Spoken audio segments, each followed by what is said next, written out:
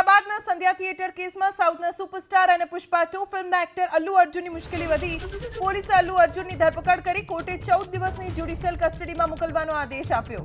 4 ડિસેમ્બરે ફિલ્મના સ્ક્રીનિંગ દરમિયાન થિયેટરમાં નાસભાગ મચી ગઈ જેમાં એક મહિલાનું મોત થયું હતું અને કેટલાક લોકો ઈજાગ્રસ્ત થયા હતા આ કેસમાં અલ્લુ અર્જુનની સામે પણ ફરિયાદ નોંધાઈ હતી જેને લઈને 14 દિવસની જેલમાં અલ્લુ અર્જુનને મોકલવામાં આવ્યા છે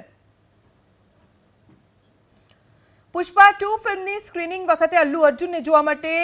હજારોની સંખ્યામાં ભીડ એકઠી થઈ હતી અને ભીડમાં અલ્લુ અર્જુનની એક ઝલક મેળવવા માટે દોડધામ મચી ગઈ એવા સમયે એક મહિલા તેના પુત્ર સાથે ત્યાં પહોંચી હતી જેનું આ ભાગદોડમાં મોત થઈ ગયું અને તેના પુત્રને પણ ઈજાઓ પહોંચી કેટલાક લોકો ઘાયલ થયા હતા જેમની હજી પણ હોસ્પિટલમાં સારવાર ચાલુ છે તો બીજી તરફ મહિલાના મોત મામલે અલ્લુ અર્જુનની મુશ્કેલી વધી કેમ કે અલ્લુ અર્જુનની ધરપકડ આજે સવારે થઈ હતી અને હવે તેમને 14 દિવસ જેલમાં મોકલવામાં આવ્યા છે હૈદરાબાદની નામપલ્લી કોર્ટે આ ચુકાદો આપ્યો છે અલ્લુ અર્જુન 14 દિવસની જેલમાં રહેશે